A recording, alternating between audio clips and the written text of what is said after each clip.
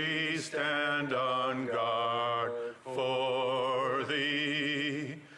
O Canada, we stand on guard for thee. Que l'on ouvre les portes. Let the doors be open. Thank you, Alexa.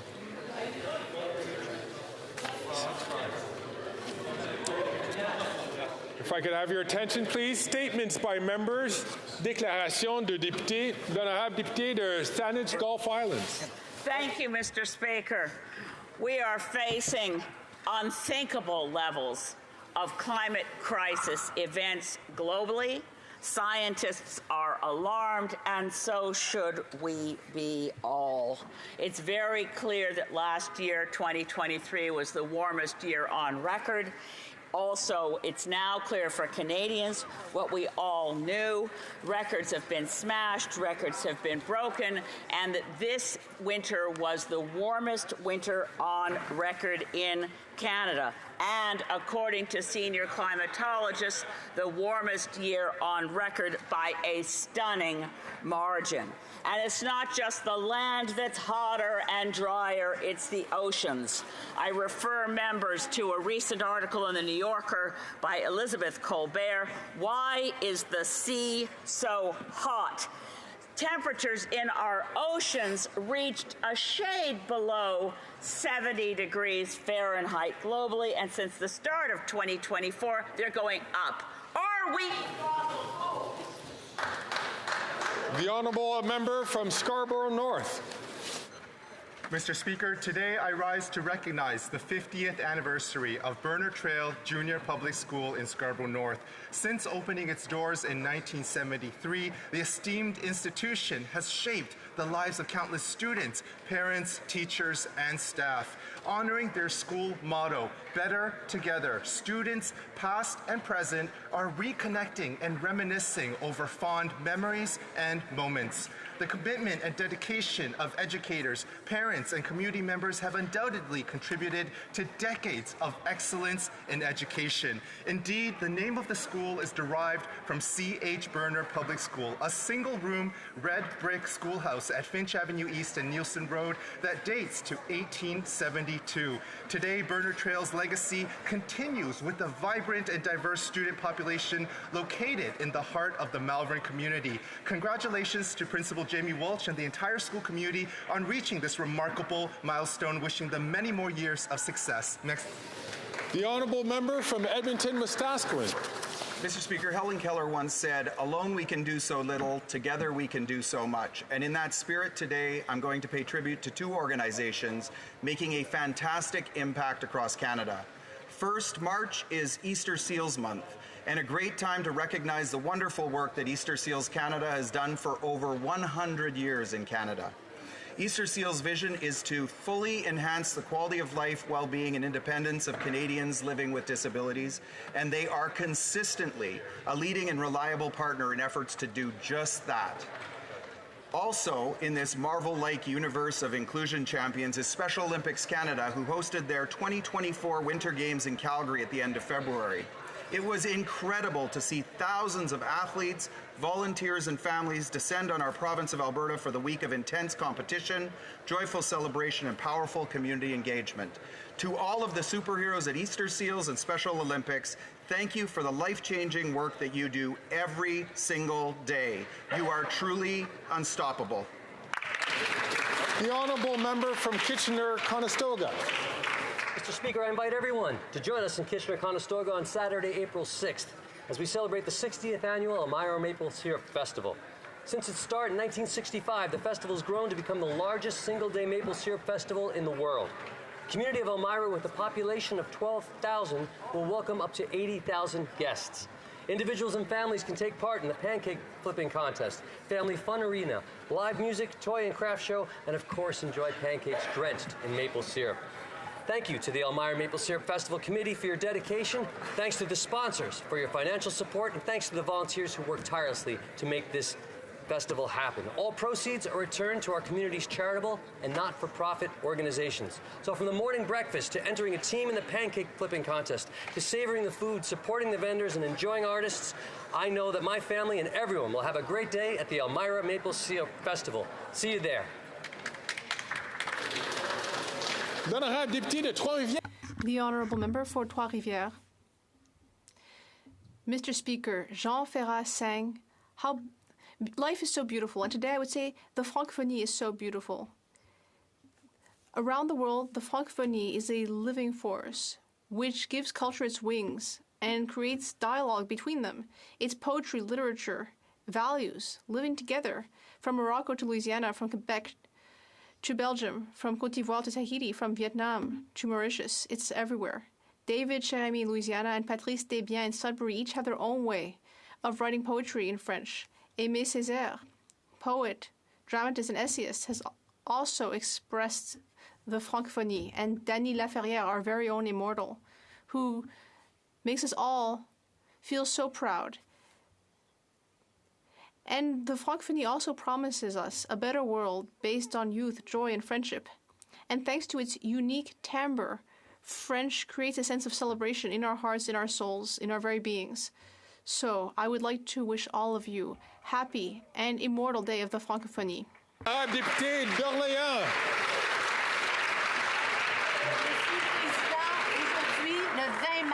Mr. Speaker, today is March 20th, International Day of the Francophonie.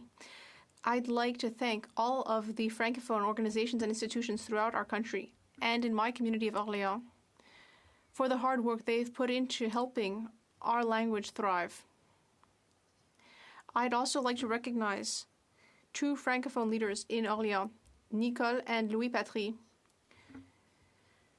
who received the Champlain Prize for the Francophonie 2024 at the Francophonie Gala. And on March 1st, I celebrated International Women's Day with 120 exceptional women from Orléans, who all came to my annual lunch. I also had the honor of recognizing 38 women and girls by giving them the Orléans Leadership Award for Women and Girls for 2024. Thank you to everyone. Congratulations and happy Francophonie Day. From Fort McMurray, Cold Lake.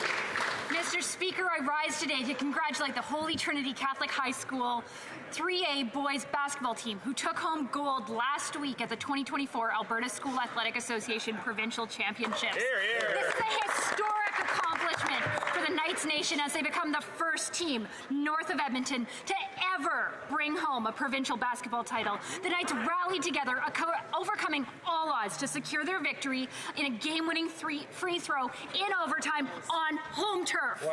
I want to thank Principal Luann Demers, Vice Principal Athletics Kevin Garbuya, the coaching team, parents, volunteers, and of course, the amazing athletes who brought this all together. Your hard work and teamwork have paid off, and you've made your school and your entire community so proud.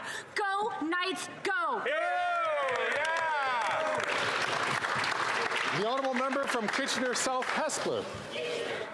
Mr. Speaker, this coming Sunday, March 24th, is World Tuberculosis Day. TB is the leading infectious disease killer in the world, only briefly passed by COVID-19 at the height of the pandemic. As an airborne disease, TB can spread rapidly, and it can be deadly unless properly treated. In 2022 alone, 1.3 million people lost their lives to TB, and millions more were infected. In January 2023, I had the opportunity to travel with Results Canada to Kenya. I saw firsthand how Canadian international assistance is efficiently and effectively used to fight TB. Dedicated community health workers and local organizations are tireless in ensuring people receive the safe and dignified treatment they need to recover from TB.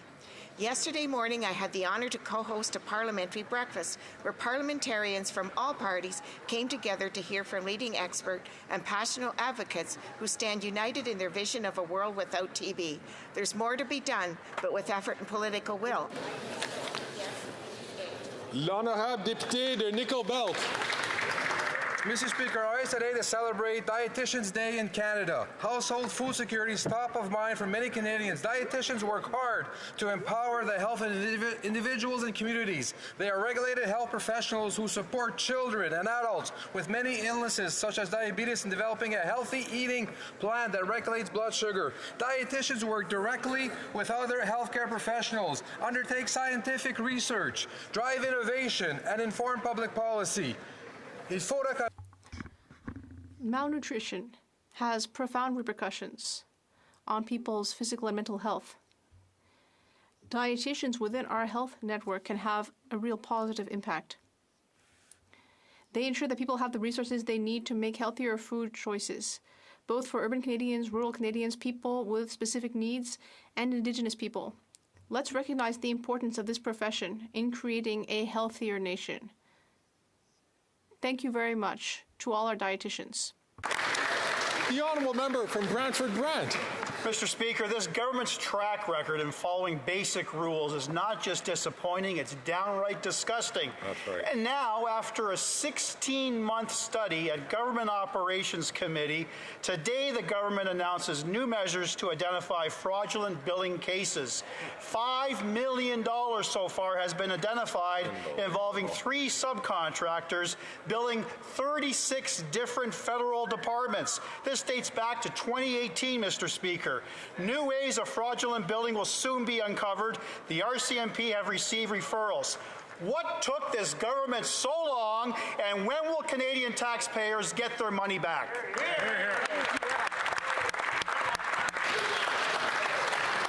L'honorable député, the honourable member from Mount Royal.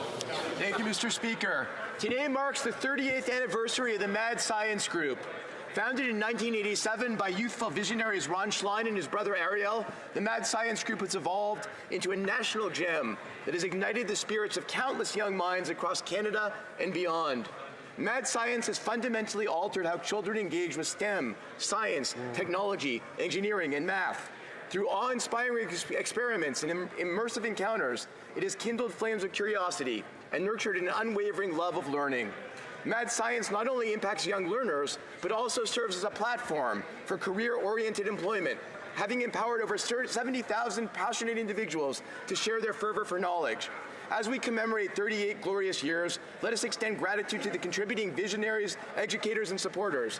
Their tireless efforts have transformed countless lives. I am proud to honor Mad Science, especially my friends Ron and Ariel Schlein. May you continue to demystify science for future generations and illuminate their path of discovery. Hear, hear. Thank you. Good job. The honourable member from Northumberland, Peterborough South. Mr. Speaker, the government cannot give anyone anything that they did not first take from someone else. Right. In the case of the carbon tax and the so-called rebate, the government's literally taking from one pocket and putting it to the other, but not before stuffing their own. Canadians are smart enough to recognize a scam when they see it. This carbon tax shell game, well, it's gone on for long enough. The facts are in, the verdict is here. The PBO has said that Ontario families are paying $1,647 while only getting a rebate of about $1,000. Wow. That means every Canadian Ontario family is short $600. In Cobourg, volunteers at a local warming center have told me that for the first time ever, they have clients who have full-time jobs who can't afford to do anything else because they can't afford food and they can't access shelter. We need a Canada that works for those who do the work. Yeah. 7 premiers, 70% of Canadians agree. They're opposed to the carbon tax. It's time to vote non-confidence. It's time to spike the hike, and it's time to axe the tax. The honourable member from Chilliwack, HoC. British Columbians pay the highest gas prices in Canada thanks to punishingly high taxes, with the cost of gas going to over $2 a litre this week. On April 1st, these Liberals and their BC NDP toadies will push prices even higher with a 23% hike on the carbon tax, driving the cost of gas, groceries, and home heating to record highs. Many British Columbians are struggling to put food on their table and keep a roof over their heads, and now the Liberals, with the help of the BC BC NDP are going to make life even more expensive. Nearly 200,000 people in BC use food banks in a single month. They cannot afford another tax increase. But BC NDP Premier David Eby is only too happy to do the Prime Minister's bidding and impose this made-in-Ottawa Liberal NDP carbon tax hike on British Columbians. Only common-sense Conservatives are speaking up for the people of BC who are saying enough is enough. Their message, like ours, is to spike the hike or call a carbon tax election.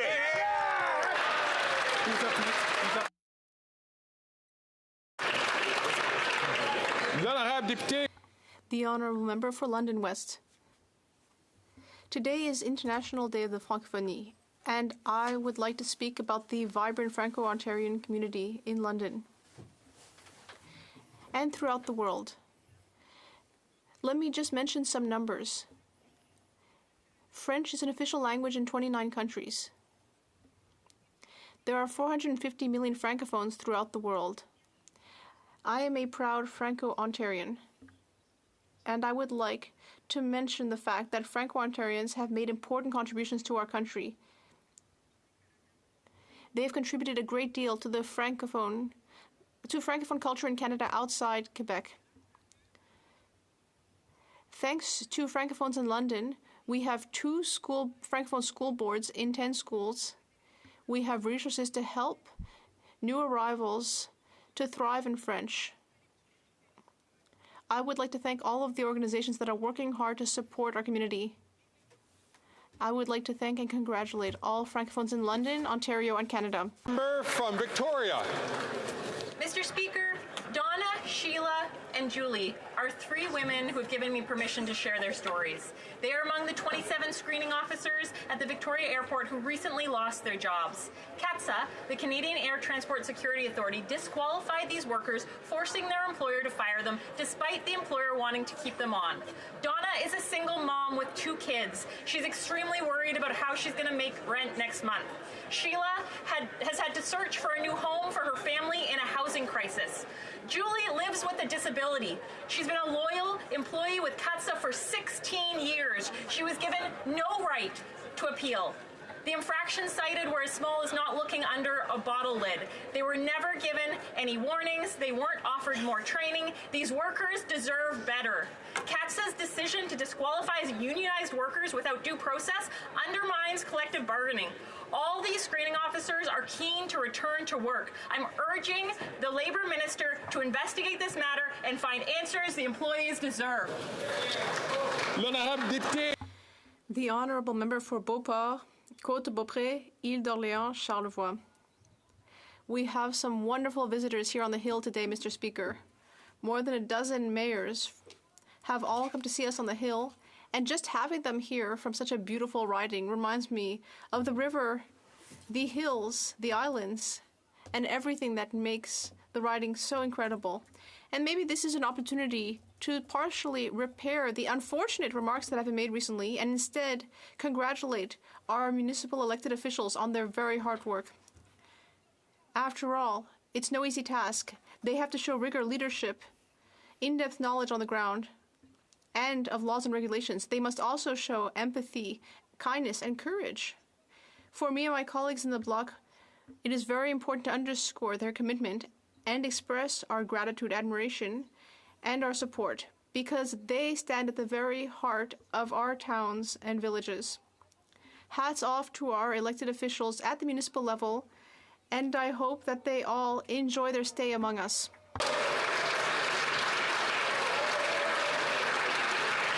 The Honourable Member from Calgary, Forest Lawn. After 8 years, this Liberal NDP Prime Minister and his carbon tax scam are not worth the cost as Canadians get poorer. 2 million Canadians visit a food bank in a single month, with 1 million more projected to this year. Yet these climate zealots will hike the carbon tax 23% on April the 1st, making the cost of everything more expensive. The PBO proved that Canadians pay more into this scam than what they get back in these phony rebates. 70% of premiers and Canadians reject reject this carbon tax scam, including Liberal premiers. That's why our common sense Conservative leader is calling a no confidence vote on this Liberal NDP Prime Minister to spike the hike. Will the Liberal lapdog NDP and inflationist bloc stand with a majority of Canadians and common sense Conservatives to call on this Prime Minister to spike the hike, or will they continue to support the scam? It's time for a carbon tax election so Canadians can scrap this Prime Minister and Conservatives can axe the tax.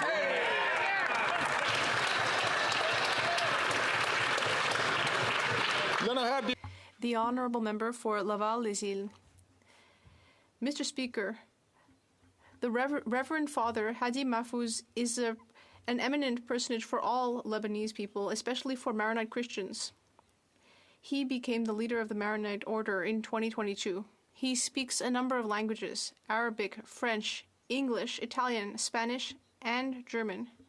He has published many books and articles on Bible exegesis. He has created a relationship between the Holy Spirit University of Kazlik and the University of Montreal, especially HEC Montreal. And there are a number of programs and diplomas that exist in collaboration between the two. In 2016, he became the director of the monastic order, and ever since, he has shown his exemplary leadership and transparent personality. He is serving all Lebanese people of all faiths throughout the world. Thank you. Oral questions. Questions orales. L'honorable chef de l'opposition. The Honourable Leader of the Opposition. The Common Sense Conservatives have a plan to cut taxes, build the homes, fix the budget, stop the crime. However, the costly Prime Minister, with the support of the Bloc Québécois, is inflating inflation with taxes and deficits and the Prime Minister wants even greater tax hikes on the 1st of April. Will the Prime Minister inverse his inflationary policies, or are we going to have to defeat him with a no-confidence vote and an election on taxes? The Right Honourable Prime Minister. The carbon remittance puts more money in the pockets of 8 out of 10 families under federal jurisdiction. We give more families to families whilst fighting against climate change, Mr. Speaker. That's what the vast majority of Canadians want. Unfortunately, however, the conservative politicians don't want to help affordability. They don't want to help fighting climate change. Luckily, the majority in this House wants to fight against climate change and give more money to Canadians, and that is what we are trying to do. The Honourable Leader of the Opposition. That's quite the opposite compared to what the Parliamentary Budget Officer said on the 18th of March. He said, when we consider the economic impacts of the carbon tax, most families will pay more and be negatively impacted by the carbon tax. So what the Prime Minister said is simply not true. Canadians will pay more than what they receive. And there's a second carbon tax that is directly applicable on the backs of Quebecers. So will the Bloc Québécois vote for Quebec families, or will they vote again for their real boss, the Prime Minister of the Federal Government of Canada? The Right Honourable Prime Minister.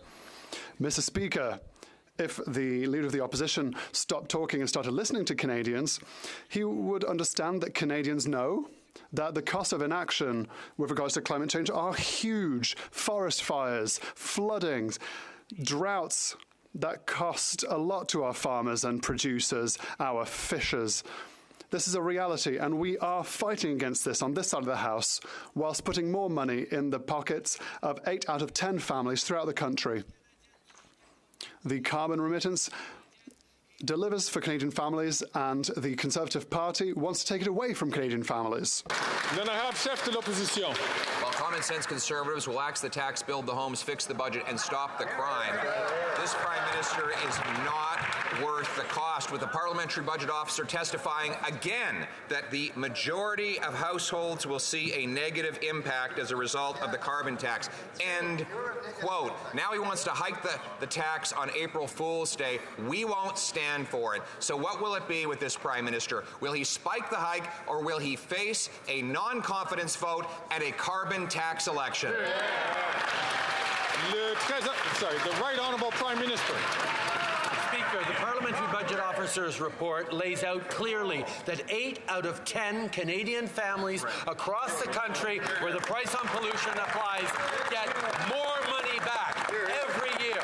That's how we put more money in the pockets of Canadians while having one of the strongest plans to fight climate change around the world.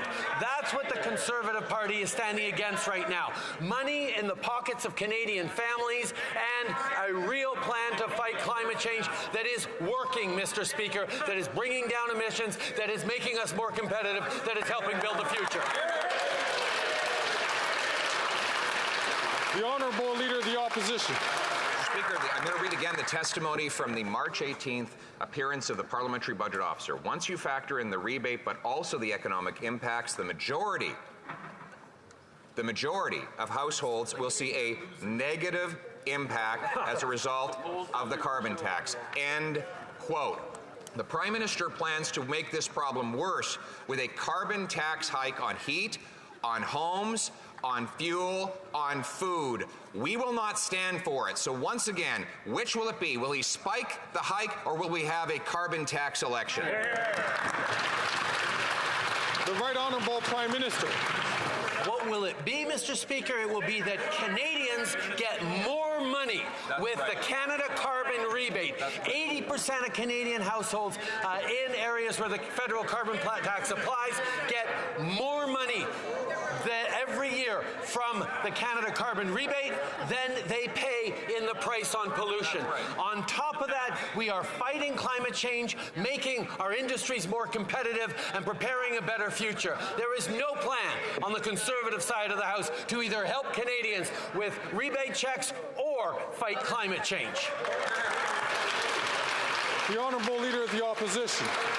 Not only did the Parliamentary Budget Officer testify that the majority of households will pay more in carbon taxes than they will get back in rebates, there is a table showing that every single province in which this tax applies, the middle-class families pay vastly more than they get back, and Canadians know it, because under this Prime Minister, they've seen their food, their fuel, their homes, their heating go through the roof. But why don't we just end the debate and let Canadians decide and have a carbon tax election?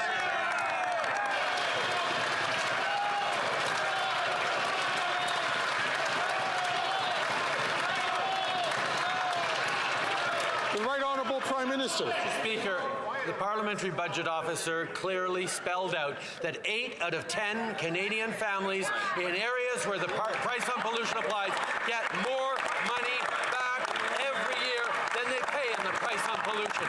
That's because we created a plan that not only is one of the strongest plans to fight climate change in the world, but it puts more money back in the pockets of middle-class Canadians as we build a stronger future, better careers, more competitiveness, and a safer environment for generations to come. That's the plan we have. That's not what they're doing.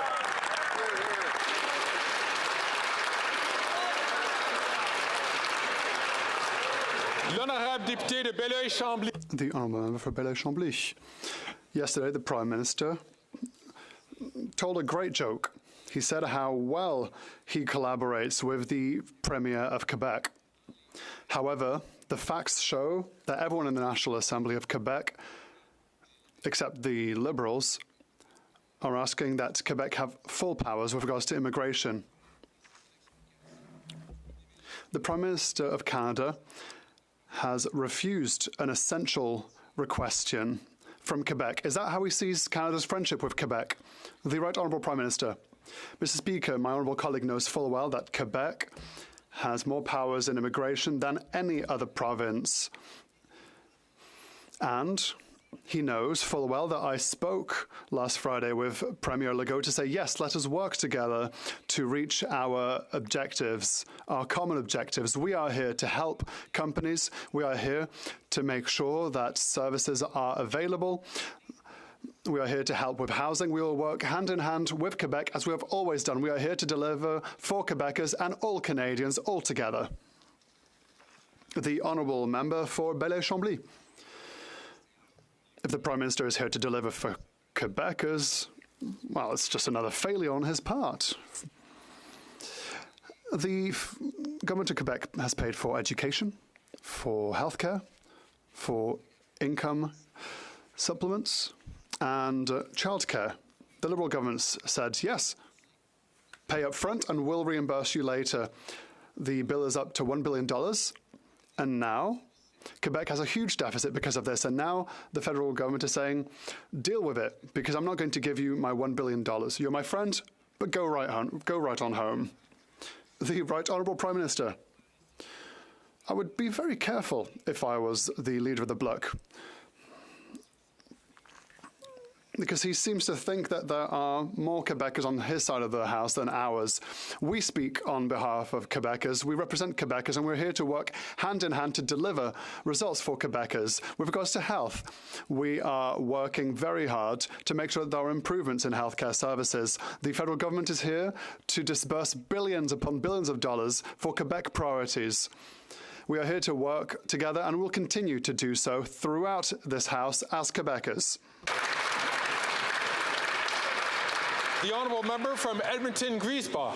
First Nations, Métis, and Inuit communities across Canada are slipping further behind. Kids can't access health services and homes are falling apart. But what are the Liberals doing? Threatening to cut billions in services communities rely on. And if we're up to the Conservative leader, Indigenous services would be gutted altogether.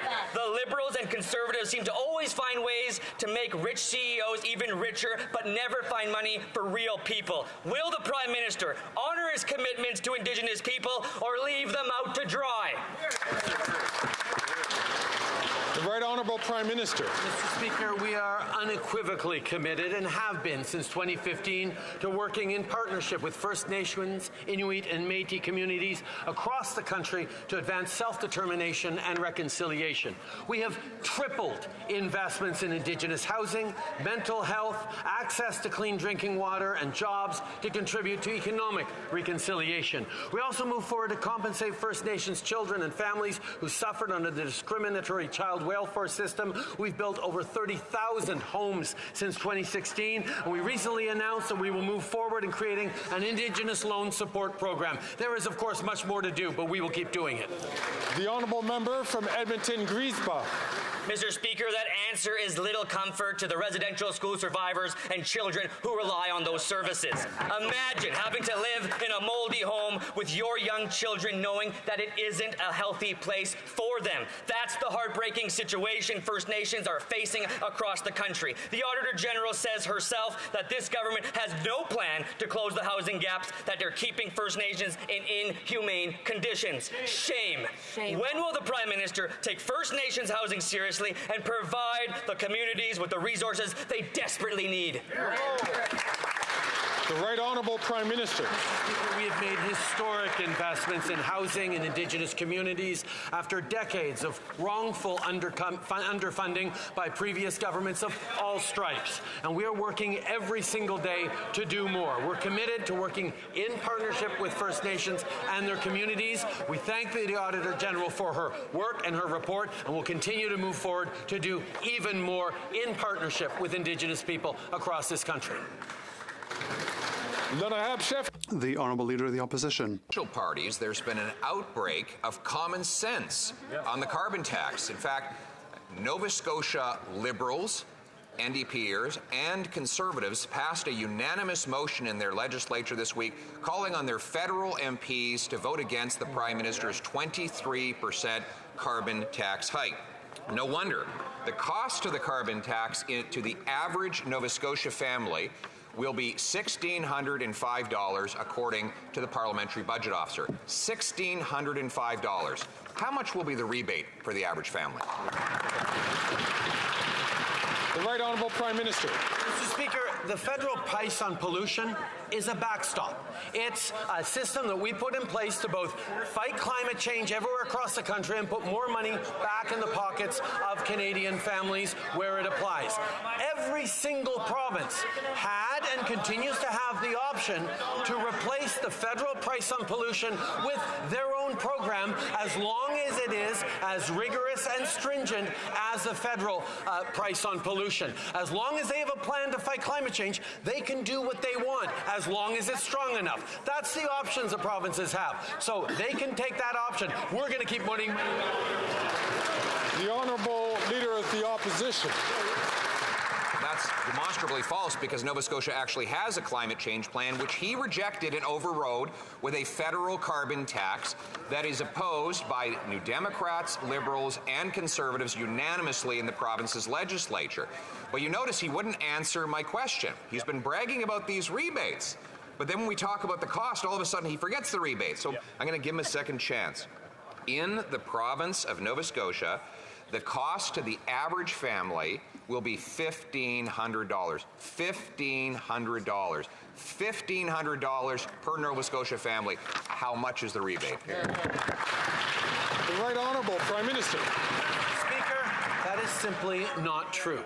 The reality is, for 8 out of 10 families right across the country in backstop provinces, families do better off with the Canada carbon rebate than they do with the extra costs of the price on pollution. This is a plan to fight climate change, but it's also a plan to put more money in the pockets of families from coast to coast to coast. Now, the Conservative leader doesn't care about fighting against climate change, and he doesn't care about affordability either, because he would rip up the rebate checks and he would do less on fighting climate change. We're going to keep delivering for Canadians. Hear, hear. The Honourable Leader of the Opposition. Still won't answer the question. All the Liberal ministers came in with little cue cards a week ago with all these rebates on them. They were waving them around, very proud. Yep. And then when we went to the parliamentary budget officer and said, give us the full price by province, and we quoted that, for example, in Nova Scotia, it's $1,500 in cost to the average family, according to the PBO. Again, $1,500 in costs. What is the rebate? The number. The Right Honourable Prime Minister. Mr. Speaker, we see the lengths to which the Conservative Party will go to mislead Canadians about a plan that fights climate change and puts more money in the pockets out of 8 or 10 Canadian families. The parliamentary budget officer himself admitted and said that you cannot take his words out of context because he did not calculate the costs of inaction on fighting climate change. He did not calculate the competitive advantages of the innovation and the solutions and the economic growth that comes with putting a price on pollution. The Conservative Party are not telling the full story. The Honourable Leader of the Opposition. Mr. Speaker, he did not, the parliamentary budget officer did not include the cost of climate change because the carbon tax doesn't address the cost of climate change. The parliamentary budget officer made clear the carbon tax will do nothing to change the cost of climate change, and that's why the tax costs more for every family in every province. So let's go to Alberta, where the two of the NDP leadership candidates have come out against the carbon tax, and the Prime Minister's only friend in the province, Naheed Nenshi, has gone totally silent. Albertans will pay $2,900 in carbon tax per family. What will be the rebate for them? The Right Honourable Prime Minister. Mr. Speaker, $1,800 a year is the average, is the family of 4 in Alberta Canada carbon rebate. That is helping them, and according to an analysis by the parliamentary budget officer, is more than they pay in extra price on pollution because of the price we put into the federal level. The price on pollution puts more money in the pockets out of 8 of 10 Canadian families and fights climate change while building a stronger, more competitive future. The Conservatives have no plan to fight climate change and no plan to help Canadians with rebate checks. The Honourable Leader of the Opposition. All right, he found his cue card, and he finally talked about the rebate. So he says the average family in Alberta will get $1,800 while they pay $2,943. So in other words, next year alone, after this forthcoming hike, the average Alberta family will pay $1,100 more in carbon taxes than he gives back in his phony checks. Will the Prime Minister tell us if he understands that $2,900 is bigger than $1,800? The Right Honourable Prime Minister. Mr. Speaker, how about a different stat? A stat that the Finance Ministry analyzed turns out that for an average income quintile group, the average household of 2.5 Canadians, average net benefit per household in Alberta, $723 a year. Wow. That's $723 in the pockets of the average Albertan family because we put a price on pollution that puts more money back in the pockets out of 8 out of 10 Canadian families. That is what we are doing. That's how we fight climate change.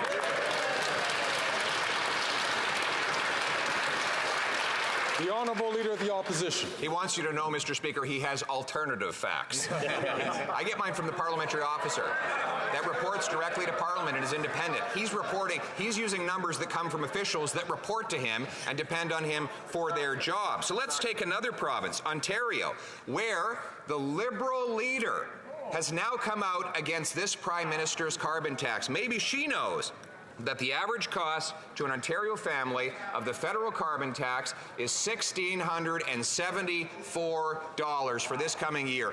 How much is the rebate in Ontario? The Right Honourable Prime Minister. The average net benefit per household in Ontario is $255 a year. Wow. That is fighting climate change while putting more money in the pockets of Canadians. The parliamentary budget officer himself demonstrated that 8 out of 10 Canadian families in regions that get the carbon price backstop do better with the price on pollution, put more money back in their pockets than it costs them on the fight for climate change. This is the plan we're delivering for Canadians. That's the plan he wants to scrap.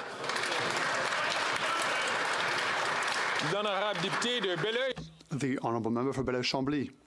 Mr. Speaker, I don't really believe in polls, so let's not stop talking about polls. But at the end of the day, the Prime Minister should realise that he needs to realise who speaks for who.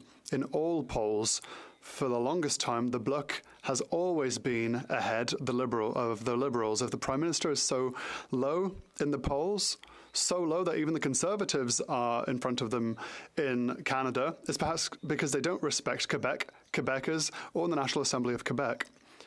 Does he believe that this strategy is good because he knows that he is never going to gain any more in Quebec, or does he just do it because harming Quebec is a good look for the rest of Canada? The Right Honourable Prime Minister. Canadians know full well that in democracy there is one poll that counts, and that's the actual election day. Over the past 3 elections, the Liberal Party has garnered more seats in Quebec than the Bloc Québécois because we are here to actually deliver tangible results for Quebecers and all Canadians with health agreements, with dental health, for help for seniors, with $6 billion for childcare in Quebec, with investments that help to create economic growth, jobs for the future for Quebecers, and a greener world for all. These are the investments we do to represent Quebec and will continue to deliver, Mr. Speaker. The Honourable Member for Belleuil-Chambly. I think that there's a bit of vulnerability coming through. The Liberals don't know if they'll be sat on their side or the other side after the next elections.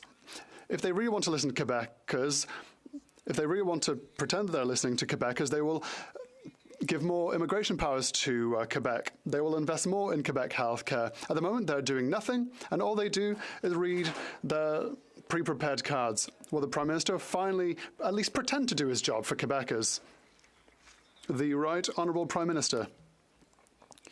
Let's talk about tangible facts, Mr. Speaker. 1.5 million Canadians and seniors have now registered to our dental plan. Dental plans against which the Conservatives voted, by the way. Over a third of these seniors are from Quebec. That's hundreds of thousands of senior Quebecers who will finally get dental care for free thanks to the federal government's investments in healthcare. We are here to deliver for Quebecers. We'll always be here for Quebecers and all Canadians. The Honourable Leader of the Opposition.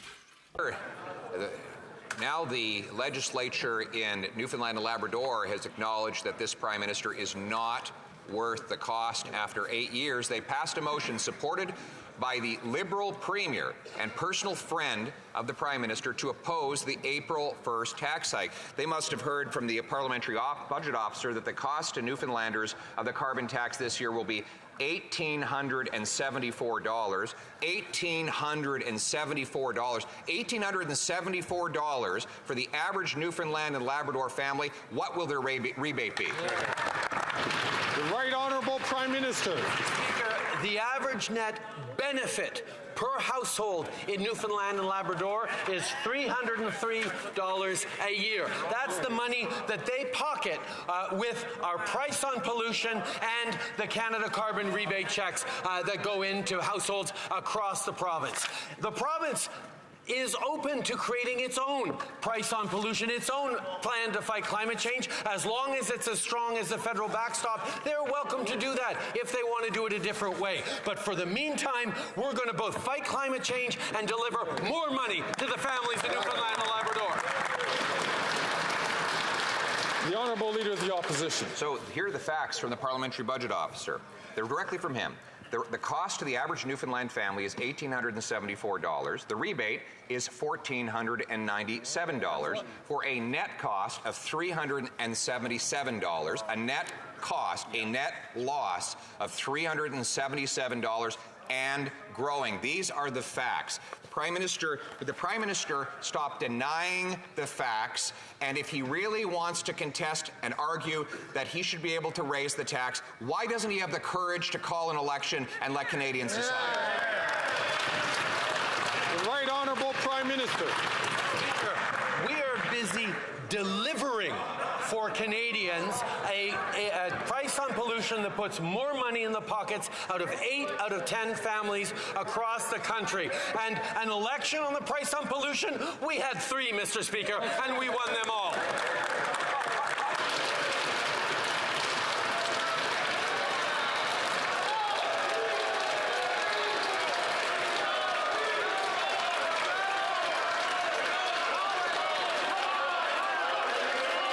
The Honourable Leader of the Opposition. One more. Wow. Then he shouldn't be afraid to have one more.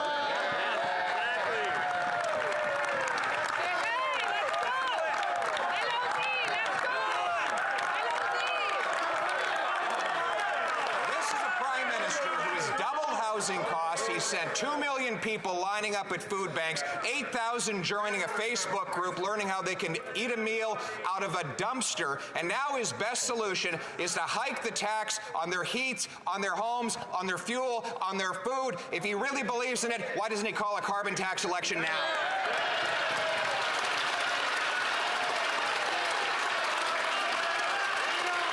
The Right Honourable Prime Minister. Speaker, we've heard time and time again over these past many months the Leader of the Opposition talk about how Canada is broken. Well, Mr. Speaker, we are focused on supporting Canadians with things like childcare and dental care and a plan to fight climate change that puts more money in the pockets out of 8 of 10 Canadian families right across the country. That is the approach that is delivering for Canadians, and we've still got more work to do, and we're going to continue keep doing it to deliver for Canadians every single day we're in this House. The Honourable Leader of the Opposition.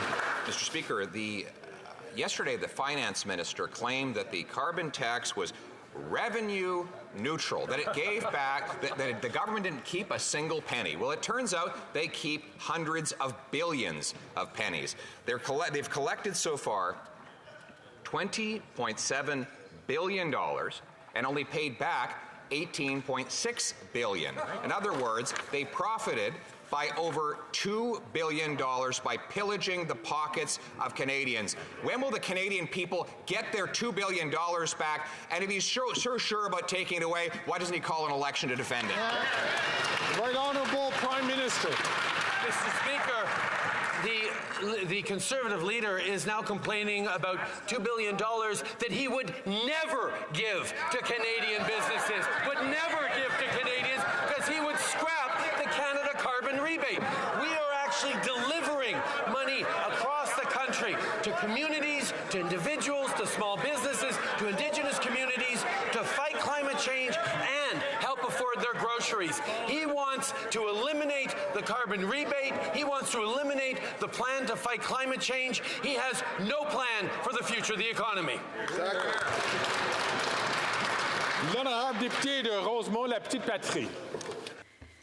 Mr. Speaker, Canada is first. Number one, the Liberals should be proud. Wait, but we're first in what?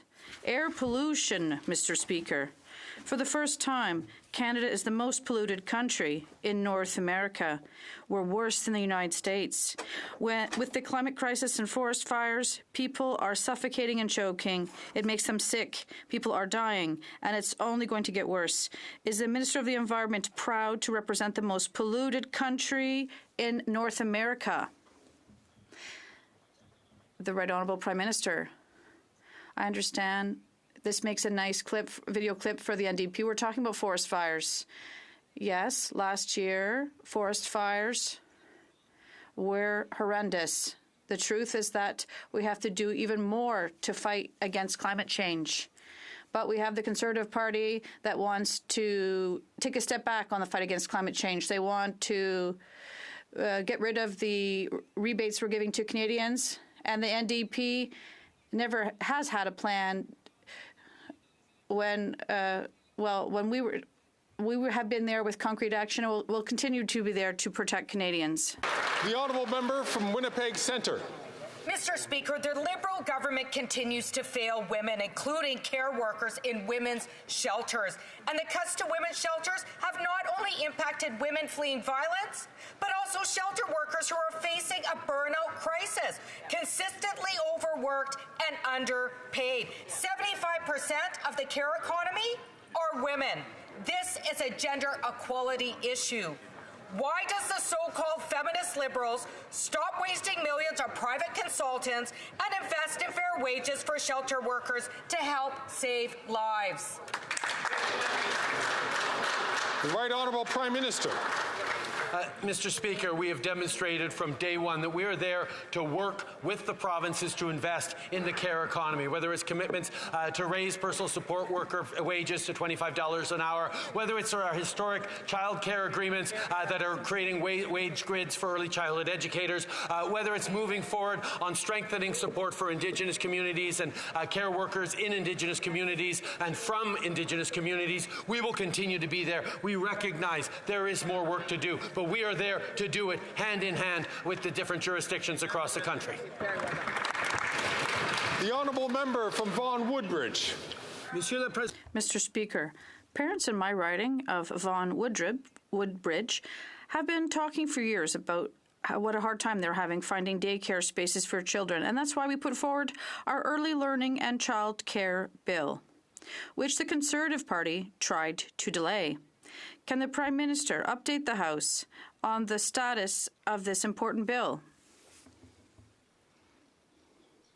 The Right Honourable Prime Minister. Mr. Speaker, childcare services are not only supports for parents but also for our economy. I'm so happy to see that with our support and the support of the member for Vaughan Woodbridge in our caucus, the Early Learning and Childcare Bill in Canada received royal assent yesterday. Unfortunately, the Conservative leader asked his members to obstruct and delay this bill. But in spite of this, we are keeping our promise to Canadians so that no matter where they live, they will have access to affordable childcare that is inclusive and quality service. The Honourable Leader of the Opposition. Prime Minister is not worth the cost to our economy. Real per-person GDP has grown slower in Canada than all the rest of the G7. Dead last. In fact, our per capita GDP is smaller than it was 5 years ago, the worst record since the Great Depression, and the Parliamentary Budget Officer calculates that the carbon tax will blow an $18 billion hole in the size of our GDP, $1,000 in economic cost per family. If he really thinks that's worth the cost, why won't we have a carbon election? The Right Honourable Prime Minister. Speaker, at the same time, our population is growing faster than other countries around the world, if you're going to be telling the full story. The reality is, Mr. Speaker, our price on pollution puts more money in the pockets of 8 out of 10 Canadian families in the backstop provinces. This is a fact recognized by the Parliamentary Budget Officer and recognized by Canadians who see both a real plan to invest in the jobs and careers of the future, the competitiveness that Canada needs, and the fight against climate change to keep us safe, while putting more money in the pockets of Canadian families from coast to coast to coast. The Honourable Leader of the Opposition. The government gets bigger, the people get poorer. After 8 years, he's not worth the cost. He's blowing another $18 billion hole in our GDP with this carbon tax, a hole that will mean lower wages and a lower quality of life for the Canadian people. The Prime Minister now wants to quadruple the carbon tax, starting with his April Fool's Day hike. When will he realize that after 8 years of Canadians lining up in food banks and living in tents, he's not worth the cost? The Right Honourable Prime Minister. Mr. Speaker, the price on pollution returns every dollar that it collects to the jurisdictions in which it's collected. That is the fact that built our program, our fight against climate change. The reality is we're creating jobs, we're creating growth, and we're putting more money back in the pockets out of 8 out of 10 Canadian families in backstop provinces. This is the plan that fights climate change, builds a stronger economy, and supports Canadians right now with rebate checks that the Leader of the Opposition would cancel. The Honourable Leader of the Opposition. Based on his own main estimates and public accounts, he's collected over $20 billion in taxes and only returned $18 billion. So it is factually inaccurate to say that he's given every penny back. Right. In fact, we know that in every single province where the carbon tax applies, Canadians pay more than they get back. And there is only one provincial party that supports the tax. The BC NDP is happily implementing this federally mandated tax grab. Will the Prime Minister today allow British Columbia to cancel the April Fool's Day tax hike? The Right Honourable Prime Minister. Mr. Speaker, in a question and a contrast on facts, the reality is the BC government has had a price on pollution since 2008, and the federal government has no involvement in British Columbia's price on pollution. It is a simple error of fact that the leader of the Conservative Party is trying to share with this House. He must be mistaken. Maybe it's an honest mistake, but the reality is he is wrong on the fact on that, just like he's wrong on the fact that he doesn't understand that 8 out of 10 Canadian families do better with the price on pollution.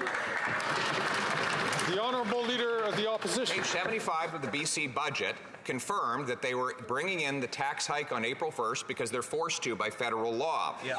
And according to the Vancouver Sun, the NDP budget and fiscal plan presented in February says the carbon tax will raise $9 billion over 3 years. The New Democrats plan to give back $3.5 billion in climate action tax credits to low and middle income folks and spend the rest as they see fit.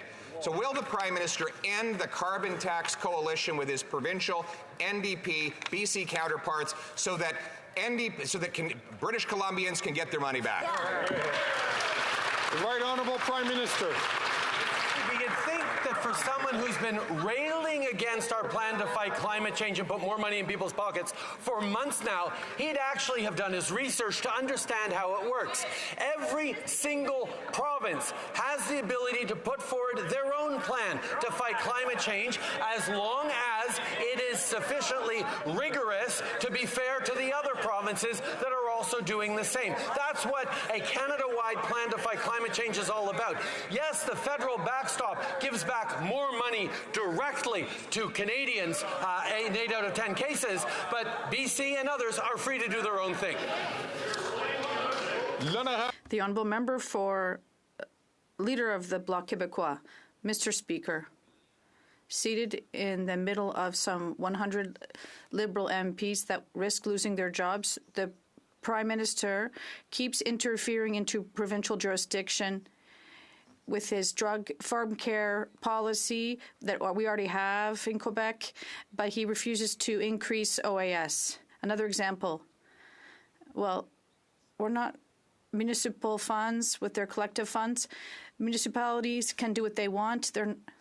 The government wants to impose its own choices. Can he talk to the 12 mayors of Charlevoix, tell them that he'll take a step back and let them do their job? The Right Honourable Prime Minister, Mr. Speaker, the Bloc leader is mistaken. We increased old age funds for seniors that are 70 years of age or older because they know we have higher costs than others.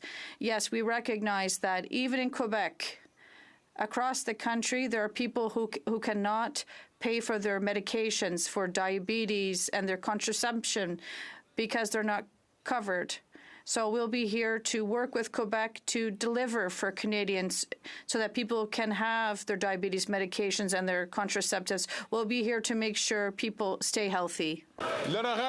The Honourable Member for Ballet-Chambly. I don't know if seniors use a lot of contraceptives, but I know in Quebec, diabetes drugs are covered. He says, I don't know what I'm talking about. The collectivity fund, well, it should be up to the municipalities to do the work that they want. But the government that says it seems to be putting money into housing, and it's asking the municipalities to put money into housing, but can the government let the municipalities do what they want with their funding? The Right Honourable Prime Minister. Mr. Speaker, I think we do have challenges in terms of facts today. The Housing Accelerator Fund across the country actually helps municipalities by helping create more housing faster, except in Quebec, where we gave the Quebec government $900 million that they added to another $900 million for municipalities across Quebec to create housing faster. We are here to work respecting jurisdiction in partnership with Quebec to help both small and large municipalities across the province. The Honourable Leader of the Opposition. This Prime Minister's catch and release policies and his mismanagement of our ports. Car thefts have gone up by over 200% in Toronto, 100% in Montreal. There are 12,000 cars stolen in Canada's biggest city every single year. That is one car stolen every 40 minutes. Will the Prime Minister accept my common sense plan to scan every shipping container, reinforce our ports, and put career car thieves behind bars? The Right Honourable Prime Minister. Mr. Speaker, cracking down on auto theft starts with going after organized crime. $121 million for Ontario to crack down on organized crime and car theft, and the Conservative Party voted against it. Public Safety Minister announced $28 million for border services in collaboration with police across the country. And to stop organized crime, we're cracking down on money laundering, something the Conservative Party also voted against. We will take no lessons from the Conservative Party that chose to weaken our borders and pull money back from enforcement services any chance they got while they were in government. They did that. The Honourable Leader of the Opposition. We pulled money back from back office bureaucracy and costly consultants that now chew up the budget. CBSA is now spending $60 million on a Arrive scam, while only 5 CBSA officers are monitoring 500,000 shipping containers at the Port of Montreal. Conservatives put more CBSA agents on the front line at the Port of Montreal and across the country. Won't he accept my common sense plan to cut back on the consultants and put boots on the ground?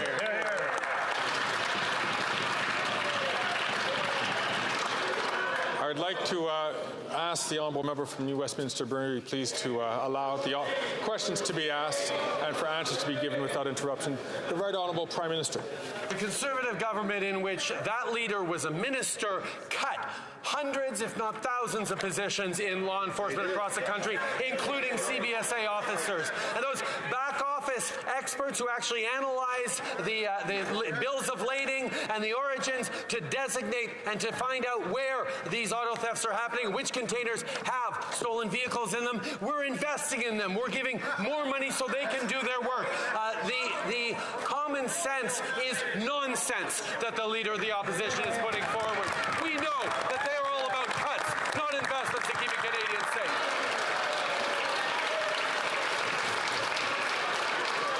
The Honourable Leader of the Opposition. Well, why don't we just look at the CBSA's own numbers on this?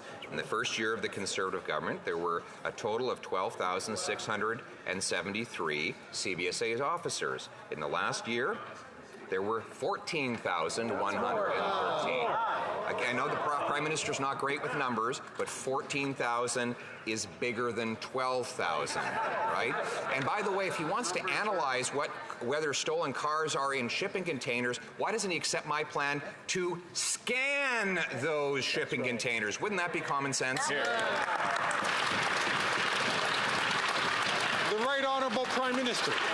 Mr. Speaker, I'll let the Leader of the Opposition's high-priced corporate lobbyist friends who give him so much money at fancy catch for access private events explain to him the impact on supply chains and shipping in Canada to try and scan 600,000 containers a day, Mr. Speaker. The fact is, we are doing everything necessary to invest in countering organized crime, to track those containers and to do the work. He's not paying attention to the things that actually grow the country, even though he is listening to high-priced lobby. The Honourable Member from Calgary Skyview. Mr. Speaker, Calgary and my home province of Alberta is home to tens of thousands of proud Ukrainian Canadians.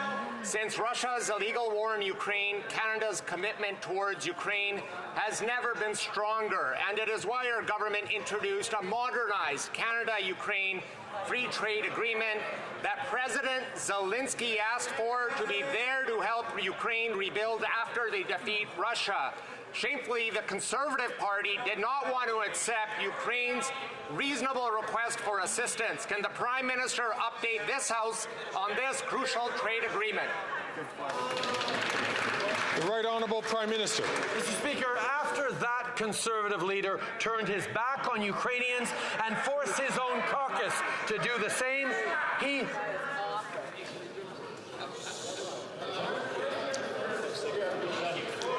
Colleagues, order, please. I'm going to ask the Prime Minister to start from the top. Mr. Speaker, after that Conservative leader turned his back on Ukrainians and forced his own caucus to do the same, he whipped his senators last night to vote against the Canada-Ukraine Free Trade Agreement that Ukraine asked for. Our Liberal caucus, including the member for Skyview, never backed down. Despite the Conservative Party's efforts to derail Ukraine's hopes to rebuilding after they win the war, the Canada-Ukraine Free Trade Agreement received royal assent last night. While Conservative politicians sell out to the Kremlin, we will stand with Ukraine.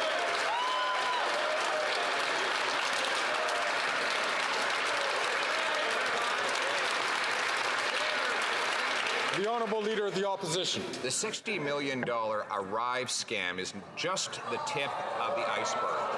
We now learn that there are $5 million in additional fraud that has been identified by the Department of Public Procurement. And this is out of the $21 billion the Prime Minister is now spending on outside consultants, a 100% increase, and fully with the support of the NDP. Can the Prime Minister tell us how much of this $21 billion is fraud? The Right Honourable Prime Minister. The situation is obviously unacceptable, which is why authorities are looking into this procurement process.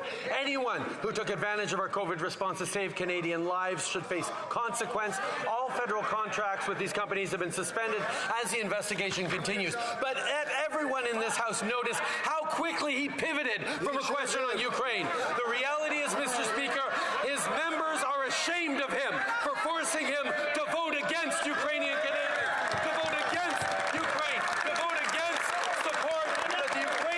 President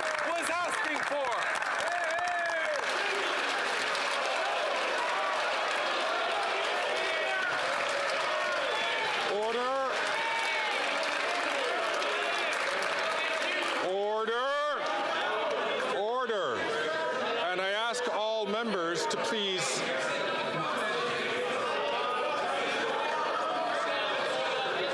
order. I'd like to remind the Prime Minister, please, to make sure that questions and comments are directed through the chair. The Honourable Leader of the Opposition. Mr. Speaker, the Prime Minister demonstrates once again he is a fake and he is a phony, because he's a fake and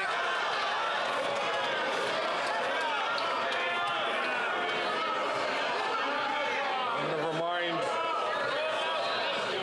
the Honourable Leader of the Opposition is a very experienced member of Parliament, and I know that he would understand that kind of a statement directed to an individual would not be considered parliamentary. So I'll ask the Honourable Member to continue with this question. The Prime Minister is a fake and a phony on this issue, just like on everything else. He sends... Eric?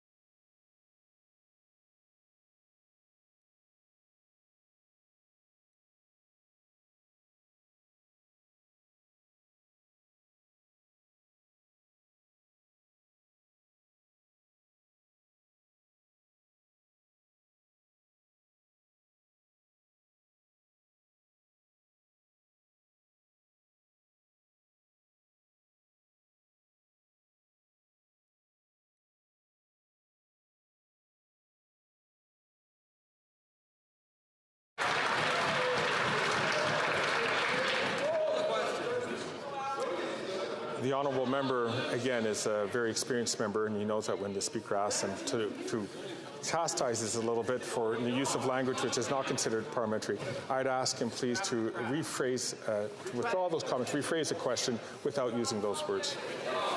Mr. Speaker, this is a Prime Minister who authorized the export of gas turbines to pump gas from Putin's economy into Europe to fund the war. He's someone who signed on to allow Russian detonators to blow up Ukrainians on the battlefield, and he's a pro-Russia energy policy to fund the Russian economy. We'll take no less.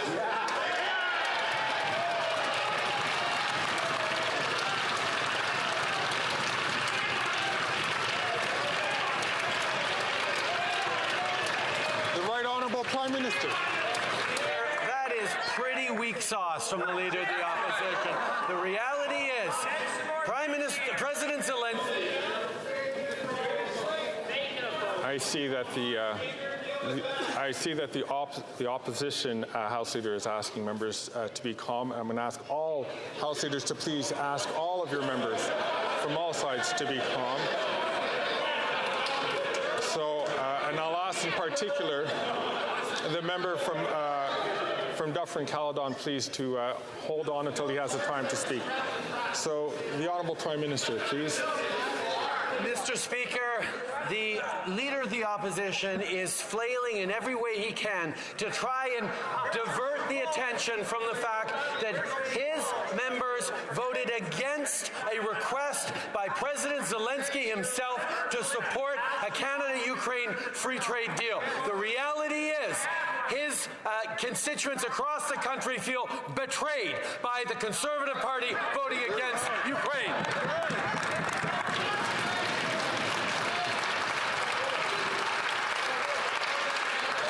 The Honourable Leader of the Opposition. The Ukrainians asked for us to give missiles that Conservatives support to Ukraine, not to give turbines and detonators to Russia, which is what he has done. He has failed Ukrainians abroad, and he's failed Canadians at home. Canadians are good and decent people. They don't have to live this way. They do not have to give up the things they used to take for granted, like affordable food and homes, all for the incompetence and ego of one man. He is not worth the cost or the corruption. Will he call a carbon tax election so Canadians can decide?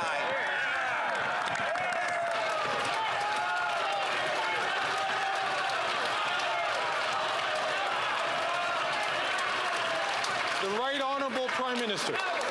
Mr. Speaker, notice how desperate he is to try and find any excuse he can to justify their voting against Ukraine. Suddenly, he's not talking about the price on pollution that Ukraine put in itself years ago. He's not using that as an excuse, even though that was all we heard as the justification for why they voted against Ukraine, voted against Ukrainian Canadians, voted against the reconstruction of Ukraine that we are committed to through a free trade agreement. He stood in this House and voted against Ukraine and is now trying to do anything he can to hide from it. He let down Ukraine, and that showed who he is.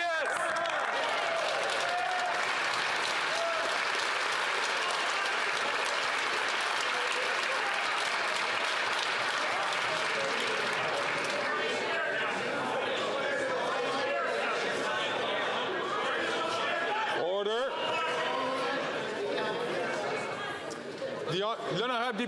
The honourable member for Ottawa-Vanier.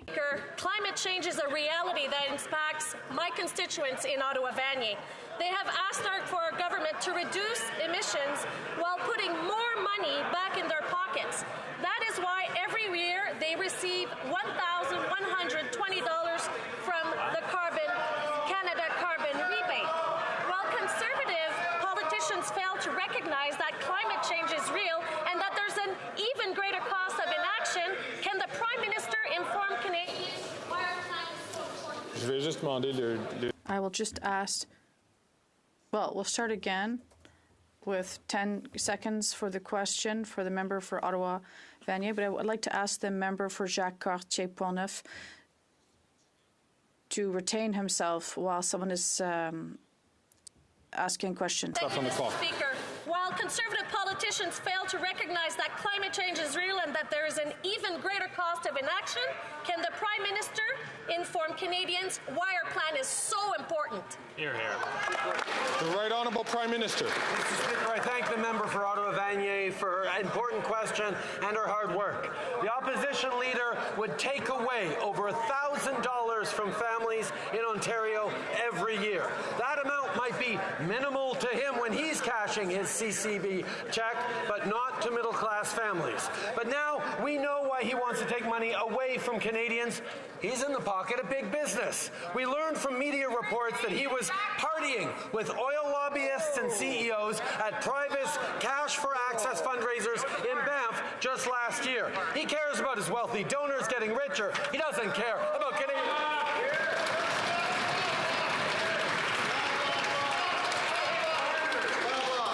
The honourable member from Nanaimo Ladysmith.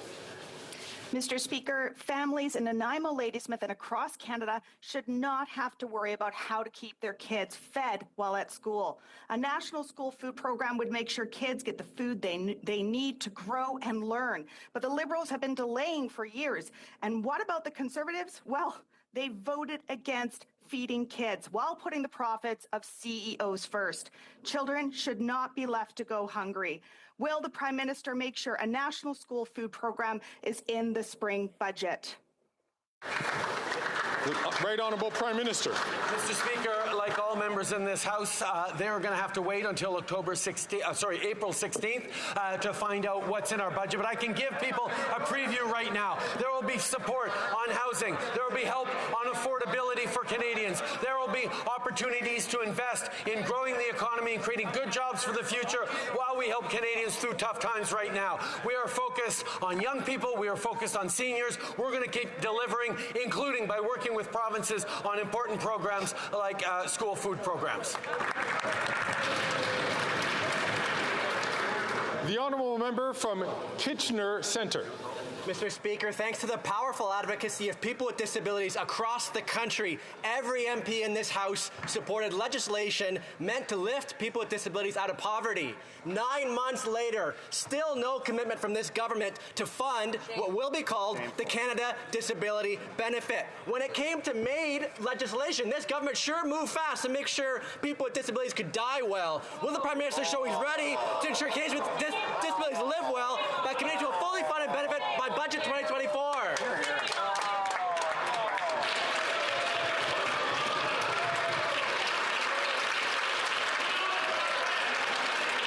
The Right Honourable Prime Minister. Mr. Speaker, the member never is better than that question that he just asked. He knows that it's really important to be there to both protect people when they're most vulnerable and be there to support their wishes. That is something that is foundational in Canada. In regards to people living with disabilities, we have invested more in people with disabilities over the past 8 years than ever before, and there is more to do. We were very, very pleased to move forward on the Canada Disability Benefit, and we will have more to say in the coming months.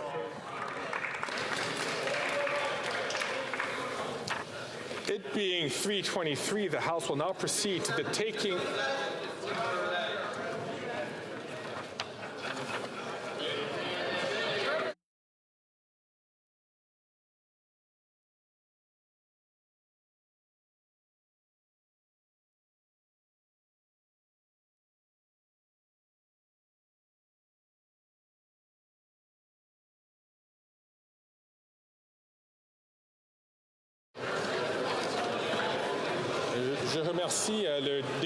I would like to thank the Honourable Member for Portneuf-Jacques-Cartier. There's an order from the House of Commons. I would ask all members. Order, please. What I was explaining to the member for Portneuf-Jacques-Cartier, who is rising on a point of privilege, is that the House has made a decision to move straight to the vote. We will have a vote, after which we can entertain questions of privilege. This is after the vote. This was at the request of the House of Commons, so we will have the vote immediately. So we will have the opportunity to talk after the vote. Once again, it being 3:23 p.m., the House will now proceed to the taking of the deferred recorded division on the motion to concur in the 5th report of the Standing Committee on Science and Research. Call in the members.